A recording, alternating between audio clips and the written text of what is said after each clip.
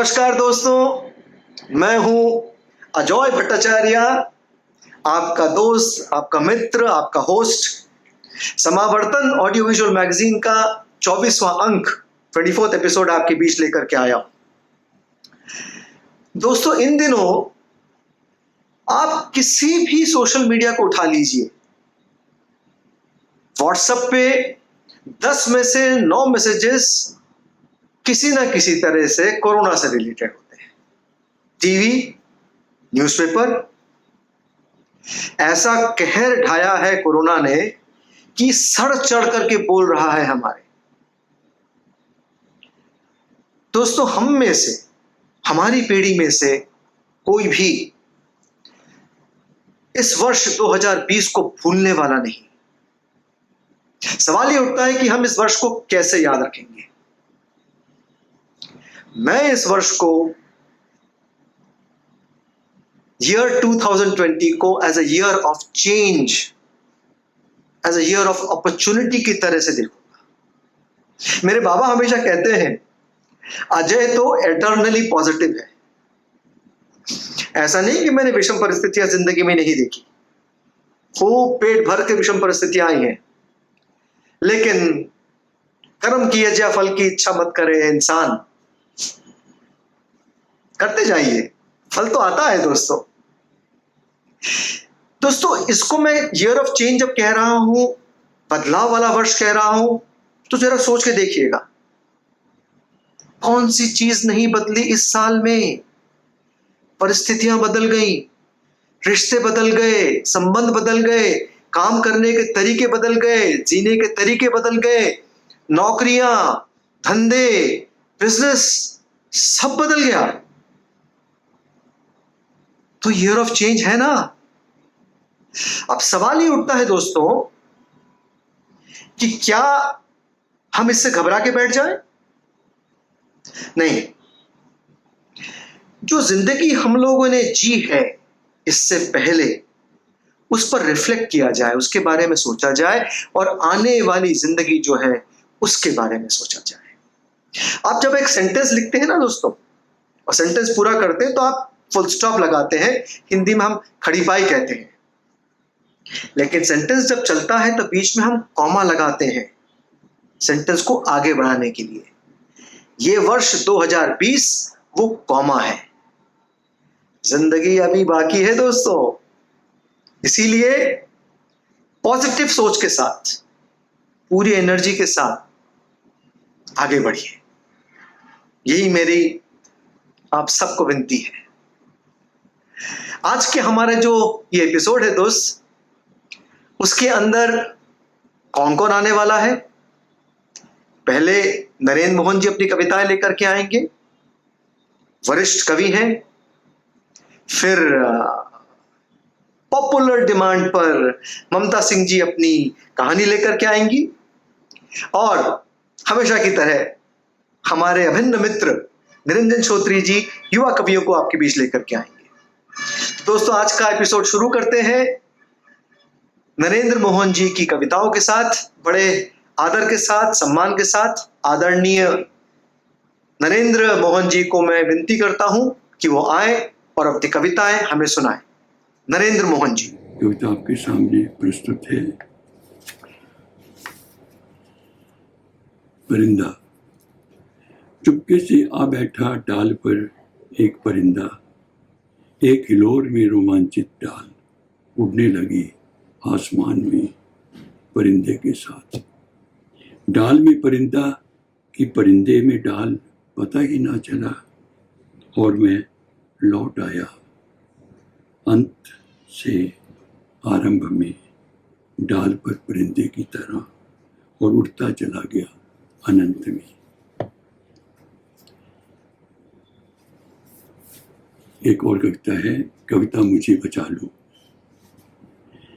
कविता मुझे बचा लो, मेरे भीतर अपनी बेचैनियां भर दो।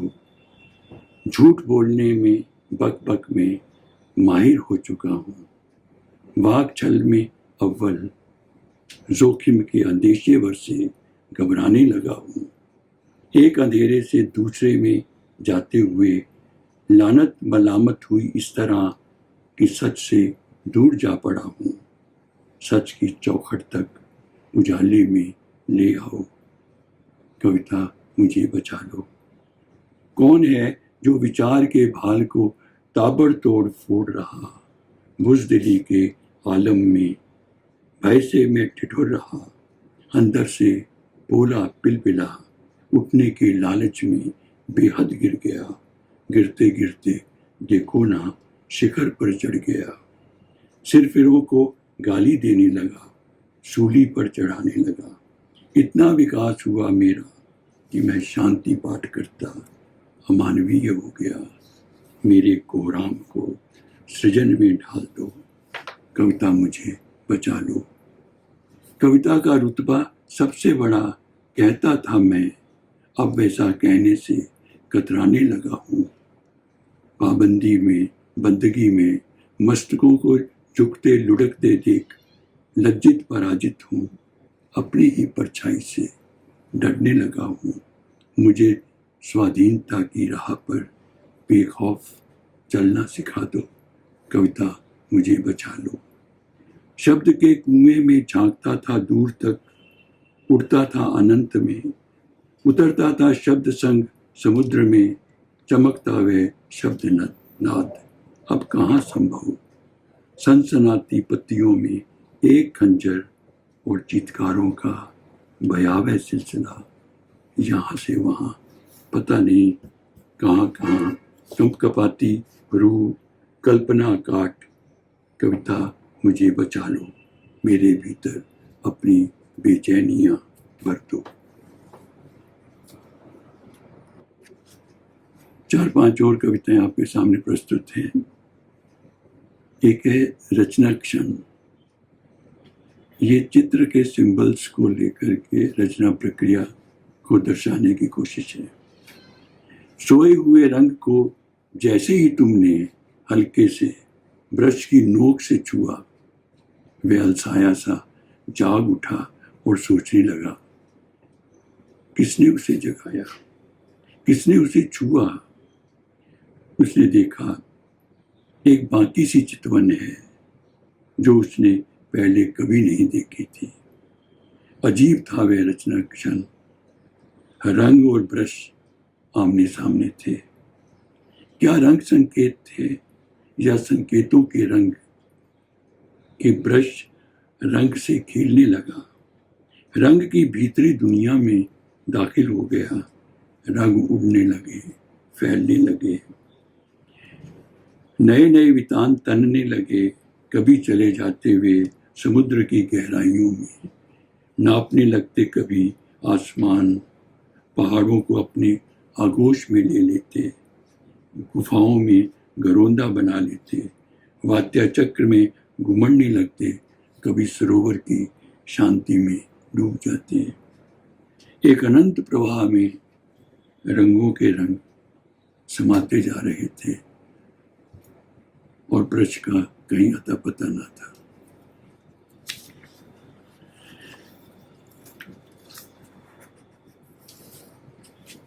एक नृत्य को लेकर के कुछ कविताएं हैं।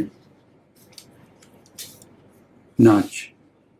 बुल्ला नाच रहा है कि ज़हूर बख्श कि मैं, मीरा नाच रही है कि कृष्ण कि मैं, पार्वती नाच रही है कि भोला शंकर कि मैं, मुझे दिखती है नाचती पूरी कायनात, अनगिन प्रेम के रूपों के साथ, मेरे भीतर नाचता है कोई, मूर्त अमूर्त, व्यक्त अव्यक्त, दृश्य अदृश्य, एक लय, एक धुन, सुलगती लकीर सी खिंचती जाती मेरे भीतर और हिलोरे लेती एक थिरकन देह से आत्म तक, तबला और हारमोनियम और सारंगी, चरोत्कर्ष में बेआवाज, एक बुल्ला, एक मीरा, एक पार्वती मेरी रूह में दाखिल,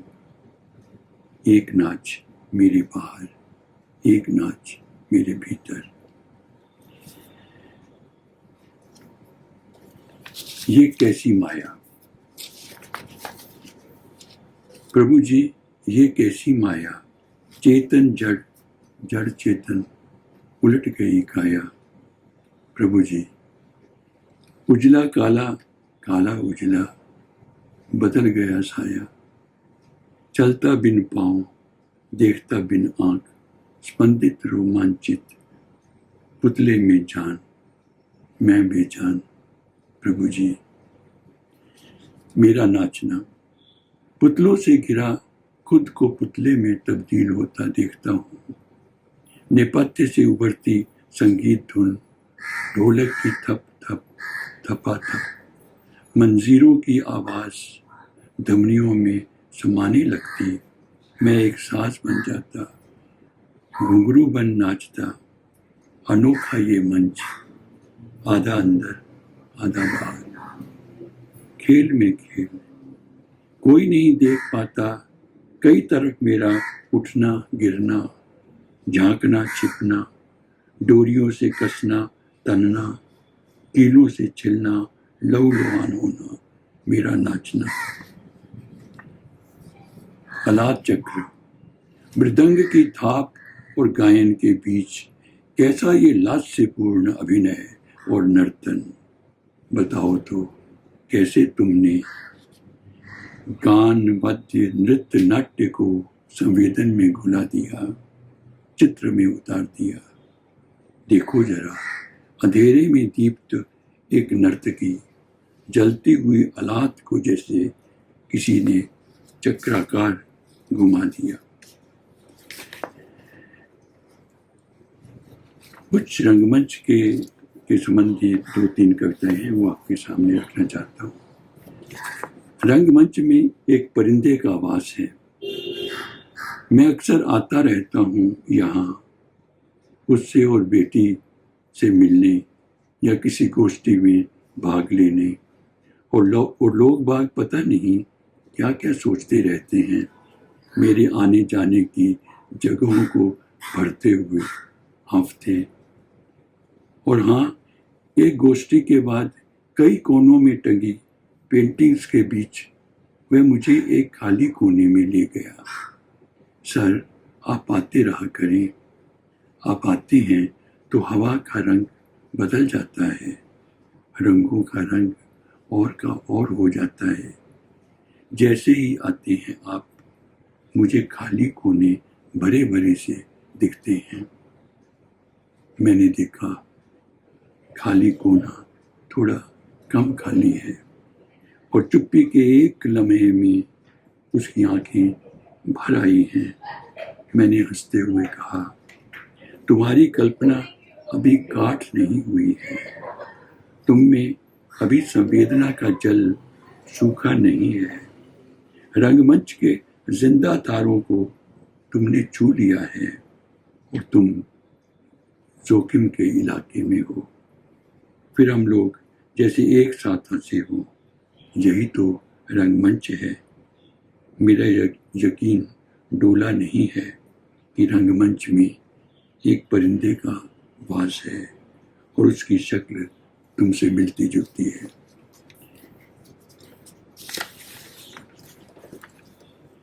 किरदार निभाते हुए, ये क्या मैं ही था क्या, साइक्लोन की हजारों तरंगों के घात प्रतिघात को झेलता, अपनी चेतना के रूबरू, देह और आत्म के बीच की खाई के निवड़ एकांत में खुद को देखता, किरदार में उतरता, जैसे कोई गोताखोर समुद्र की अतल गहराइयों में उतरे, साथ ही देखता चले खुद को हिलोरों लेती मछली हाथ में लिए बाहर आता। और मुझे लगे तोड़ता फोड़ता कोई पसर रहा रग रग में, अजानी सी ध्वनियों के साथ मुझे लांघता पार जाता। मैं देखने लगा खामोशी की आंच में पिघलते बदलते स्वयं को कई रूपों में, और सुनने लगा गहन निस्तब्धता में बेआवाज सी एक डुबकी छप की आवाज और पहचान के रेशे रेशे में घुलती गुनगुनाती एक सपने में, जैसे मैं हूँ मैं नहीं हूँ किरदार निभाते हुए।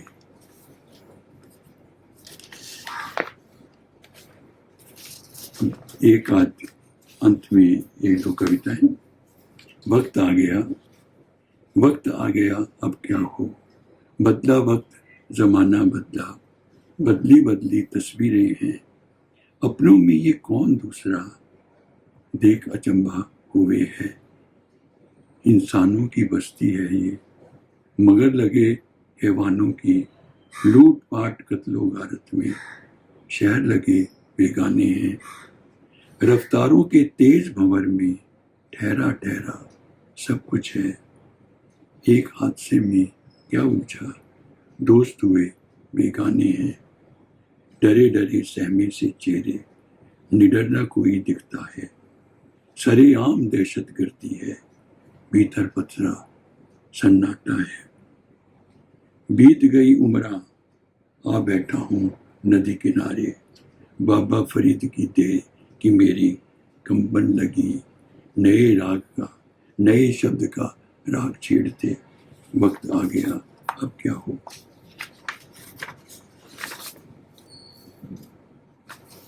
नीले के लिए शौर्य और रोमानियत के तमगे गिर पड़े देख, हिनिनाता नीला घोड़ा हाँफने लगा है। नीला आसमान कितना नीला, देखने के लिए बढ़ता हूँ कि जा गिरता हूँ अंधेरे समुद्र में। त्वचा के नीचे तैरती बचपन की मेरी नीली कमीजें खिस गई हैं इस कदर कि पसर गई हैं नीली रगों में, और पेंटिंग में नीला बदरंग पड़ा है। कई रंगों की रेल पेल में अंधेरे में अकेला हूँ नीले को पाने के लिए। ममता जी, आपका फोन नहीं आया मेरे पर। आप सोच रही होंगी कि आपका ये भाई अजय भट्टाचार्य मेरे तो पीछे ही पड़ गया।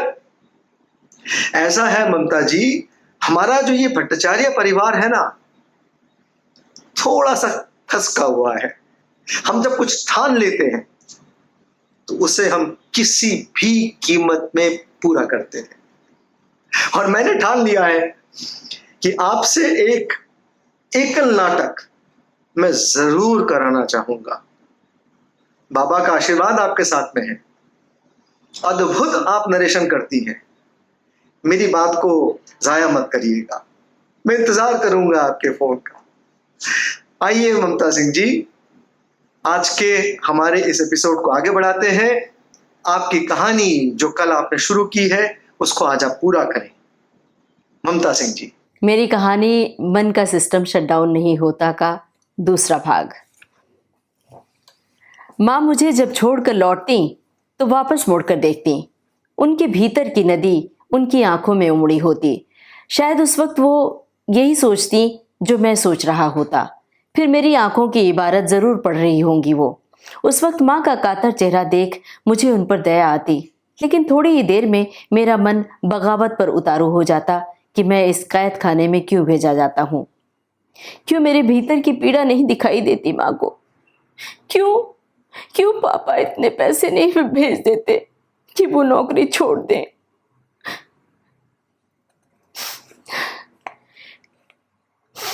उस दिन शालू ने अपनी मम्मी का दुपट्टा हाथ में कसकर लपेट लिया था। छोड़ने को राजी नहीं थी। उन्होंने जैसे तैसे अपने को अलग किया। आई ने उसे तुरंत गोद में ले लिया और पुचकारते हुए ममतामयी मां बन गई। अमूमन उनका बोलना बच्चों के लिए खौफनाक होता, पर मैं उन दिनों साहस के साथ मुकाबला करना सीख गया था। इसीलिए कई बार मुझे साइलेंस पनिशमेंट मिलता था। आप जाओ भाभी, आपके जाते ही ना ये चुप हो जाएगी, जाओ। मैंने सोचा चुप तो हो ही जाएगी, लेकिन उसके चुप होने के पीछे की कहानी तो मैं जानता था, क्योंकि मैं इसका भुक्तभोगी था। उस दिन शालू कुछ ज्यादा ही गला फाड़ फाड़ कर रो रही थी। आई ने उसके नरम रूई के फाहे से नाजुक हाथ को कस के लगभग उंगलियां गड़ाते हुए पकड़ा तो उसने आई के हाथ में दांतों से काट लिया। बस फिर क्या था, उनके नथुने फूलने लगे, बड़े बड़े दांत बाहर निकल आए, आंखों की पुतलियां उल्टी कर आई सचमुच कार्टून वाली एनाबेला या फिर लाल आंखों वाली चुड़ैल बन गई। शालू की सांस हिचकियों में फिर सिसकियों में बदल गई थी। उसके होठों पर बना त्रिकोण देखकर लग रहा था वो रुलाई रोकने की कोशिश कर रही है, पर अपने रोने पर काबू नहीं कर पा रही। उसकी आंखों के आंसू उस रोज मेरी आंखों में नदी बनकर उफनने लगे थे। उस रोज बच्चों के साथ मैं भी सहम गया था। मेरी धमनियों का खून भी जम गया था।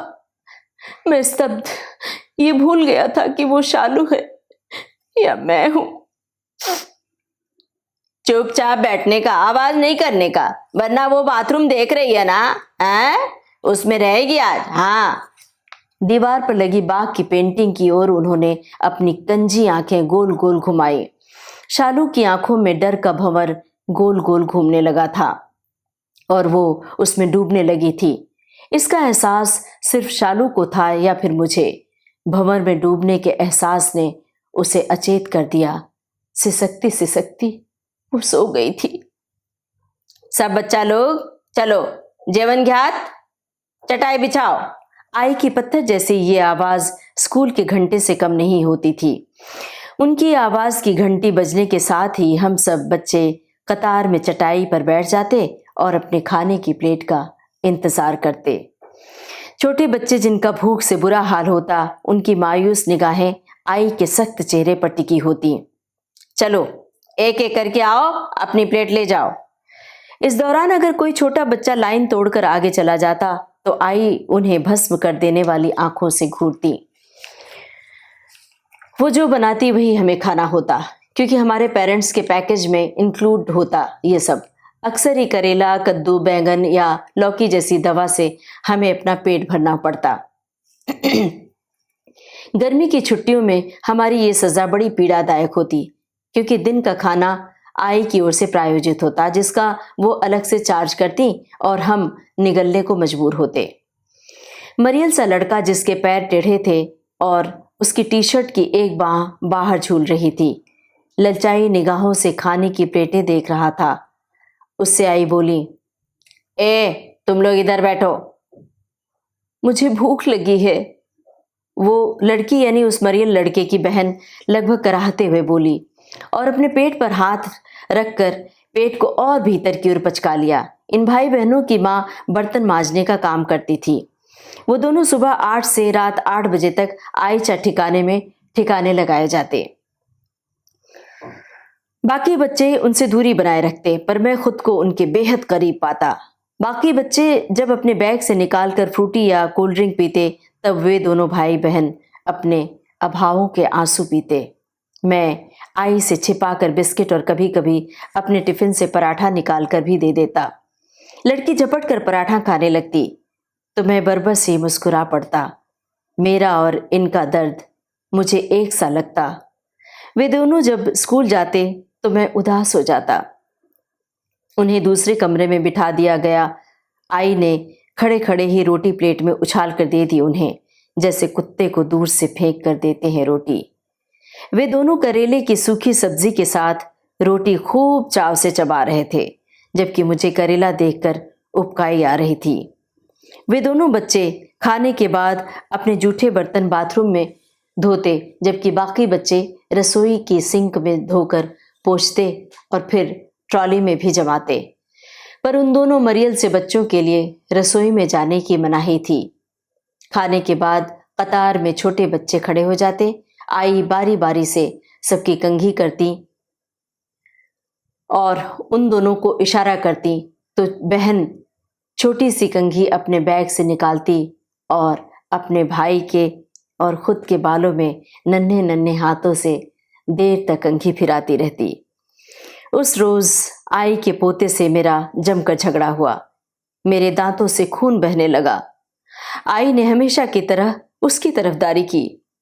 मेरे मुंह में बर्फ का टुकड़ा रखा, रुई से खून पोंछा। खून बहना बंद हो गया, लेकिन लेकिन मेरे भीतर का दर्द हिमालय बहता रहा कई दिन तक।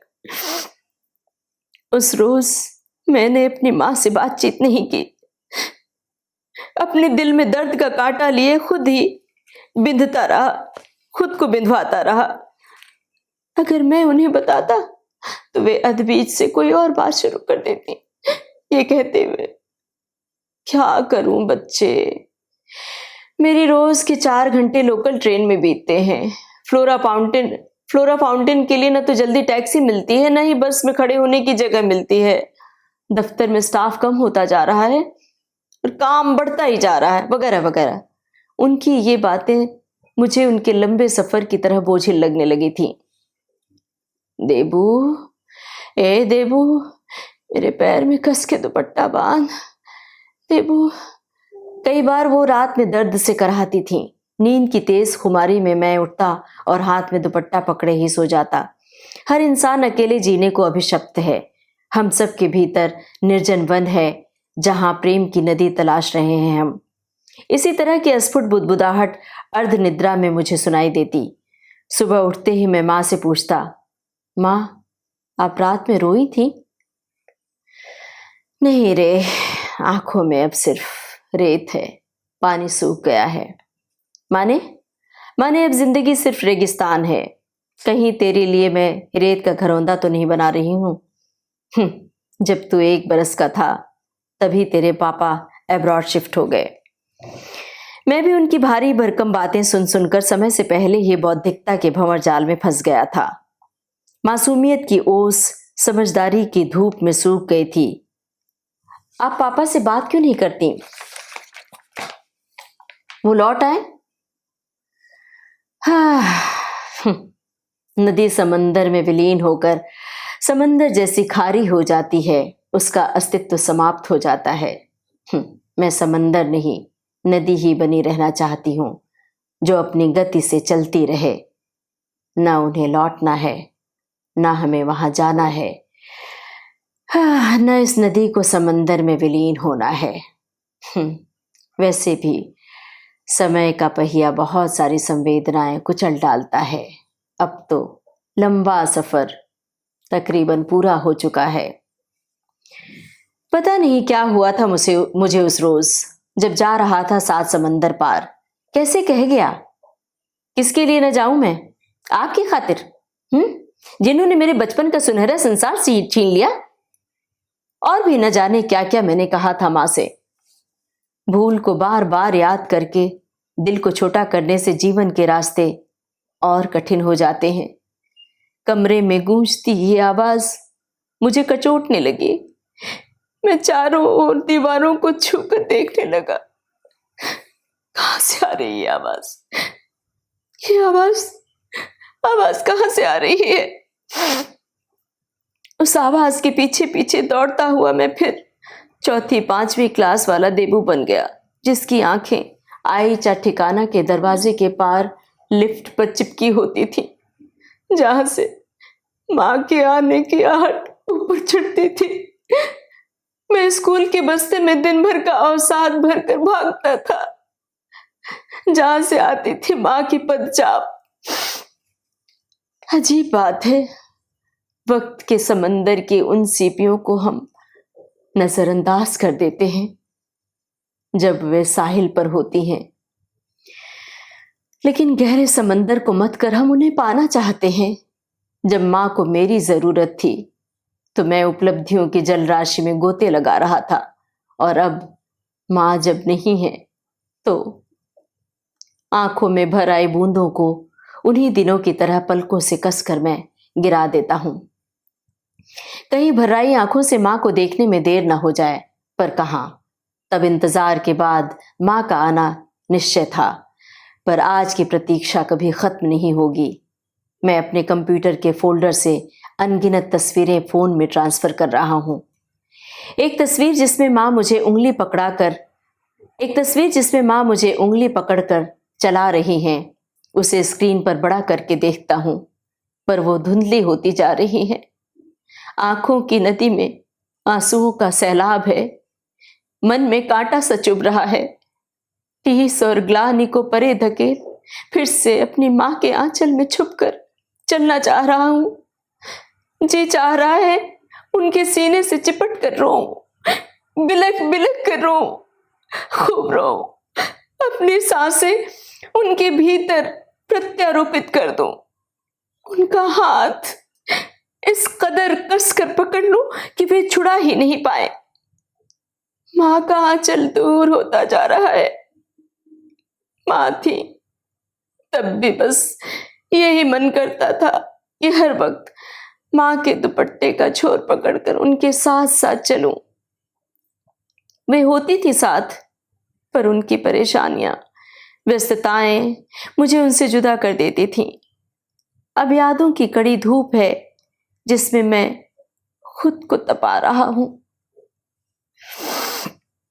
एक तरफ माँ के अरमान हैं जिनके रहते वो मुझे परदेस नहीं जाने देना चाहती थी, दूसरी तरफ मेरा बसा बसाया कामयाबी का मंजर। कमजोर होता मन भटक गया है यादों के बीहड़ जंगल में। मैं अपना कंप्यूटर शट डाउन करता हूं, लेकिन मेरे मन का सिस्टम शट डाउन नहीं होता। मैं कमरे का वो दरवाजा खोलता हूं जो बरसों से बंद पड़ा था। धूल से सने मेरे खिलौने, कुछ टूटे, कुछ साबुत, कुछ किताबें, मेरी कुछ फटी चिथड़ी नोटबुकें हैं। नोटबुक में लिखे शब्दों को छूकर माँ ने मेरे एहसास को हरा किया होगा। कुछ जोड़ी कपड़े हैं जिन्हें पहन मेरा बचपन वक्त से पहले ही बड़ा हो गया था। एक छोटी सी अलमारी जिसके कोने में 2 जोड़ी झबले रखे हुए थे, जिनके तह खुले थे और मानो जल्दीबाजी में ऐसे ही रख उठे हों। शायद माँ ने उसे अपने अकेलेपन में हाथ में लेकर सहलाया होगा, उन झबलों में टटोला होगा अपना देबू, मेरी रेशमी यादों को सहलाया होगा। उन शब्दों में मुझे महसूस किया होगा। शायद इन कपड़ों को, शायद इन अपने कपड़ों को अपने सीने से लगाया होगा बड़ी विकलता के पलों में। उस कमरे में रखी एक एक चीजों में मेरी कई कई जिंदगियां समाहित हैं। इन चीजों से न मैं अपनी आंखें फेर पा रहा हूं, न मन की गलियों से बाहर आ पा रहा हूं। बगल वाली खिड़की खोलता हूं जहां कबूतरों के परिवार ने घोंसला बना रखा है। दूसरी तरफ कौवा कांव कांव रट रहा है। झुंझला कर उठता हूं, खिड़की का पूरा दरवाजा खोल देता हूं। सामने वाली बिल्डिंग के कंपाउंड में एक माँ अपने बच्चे का हाथ पकड़े लगभग दौड़ती हुई चल रही है। दौड़ते हुए उसका बच्चा अब गिरा कि तब शायद उस माँ को भी बस पकड़ने की जल्दी होगी। वो बच्चा भी बेबी सिटिंग जाते वक्त सोच रहा होगा, काश कुछ ऐसा हो जाए कि सुबह के बाद दोपहर ना आए, सीधे शाम ढल जाए, उसका दिन इंतजार में न गुजरे और उसे न जाना पड़े किसी आईचा ठिकाना में। मन का सिस्टम शट डाउन नहीं होता। ये थी मेरी कहानी। हर एपिसोड में हमारे बीच युवा कवियों को लाने वाले मेरे मित्र, मेरे दोस्त, मेरे भाई निरंजन श्रोत्री जी का स्वागत है। आइए निरंजन भाई अपने युवा कवियों को लेकर के और हमें कुछ बढ़िया बढ़िया कविताएं सुनाइए। निरंजन श्रोत्री जी। नमस्कार।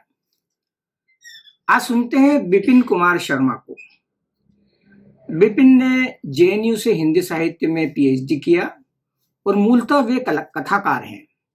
बहेलिए उनका कहानी संग्रह है और अमलतास नाम से एक काव्य संग्रह भी प्रकाशित हुआ है। विपिन की कविताओं में महानगरीय जीवन में जो उपेक्षित और अलग थलग पड़ा वर्ग है, जो अलक्षित है, उपेक्षित है, लेकिन अनिवार्य है, वो उनकी कविताओं के केंद्र में रहता है।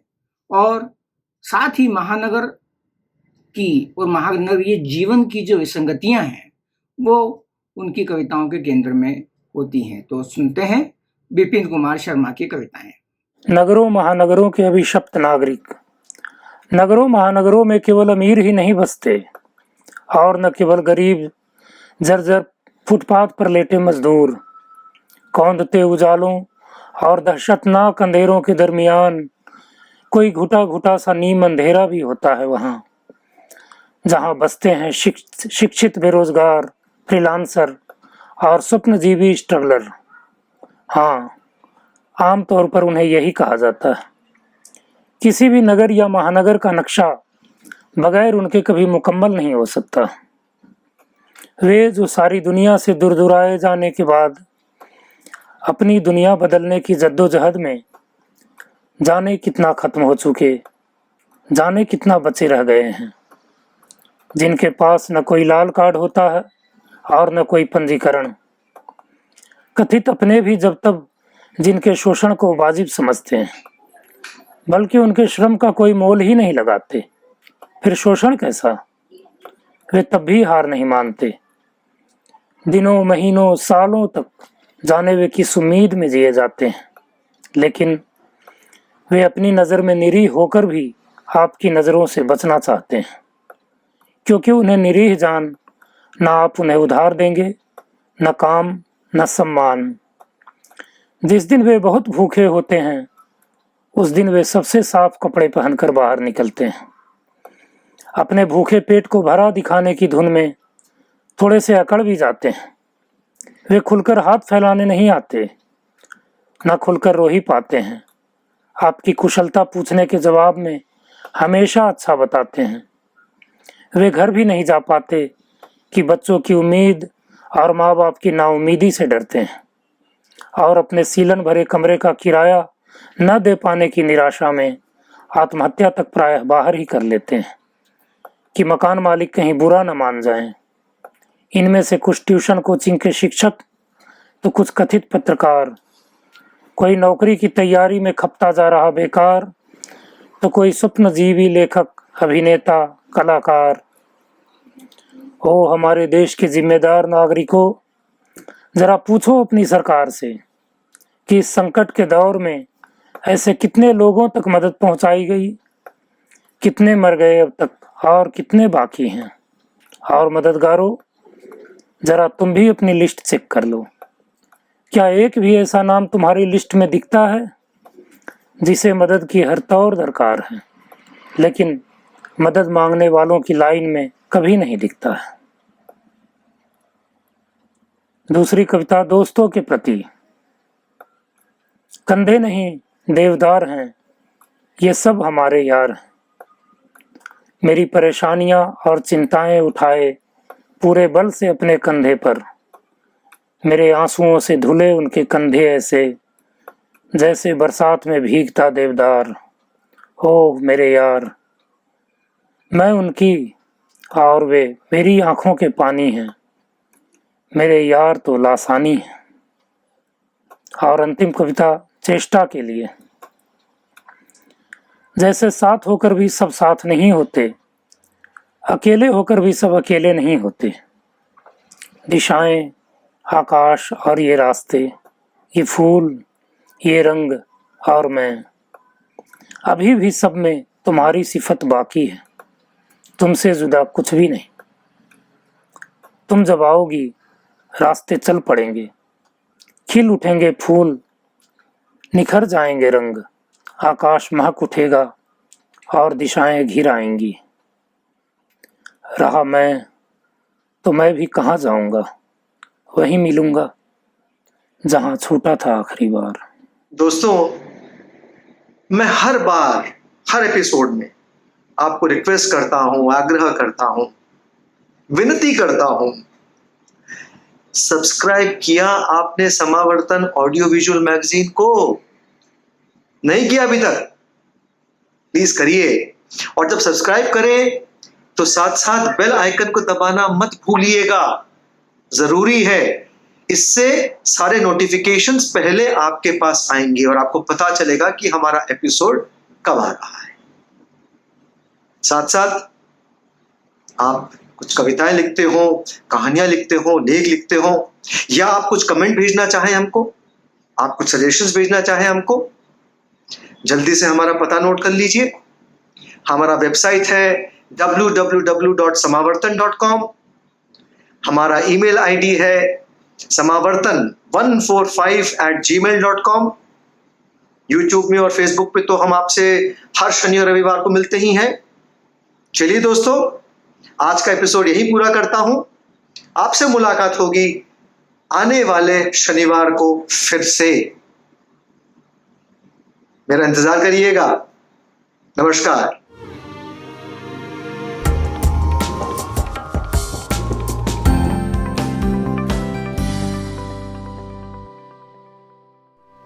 इस वीडियो के नीचे डिस्क्रिप्शन बॉक्स में चैनल का लिंक दिया हुआ है। आप उस पर क्लिक करके समावर्तन चैनल तक पहुंच जाएंगे। वहां पर चैनल को लाइक और सब्सक्राइब कीजिए। और हाँ, कमेंट बॉक्स में अपने महत्वपूर्ण कमेंट ज़रूर कीजिएगा।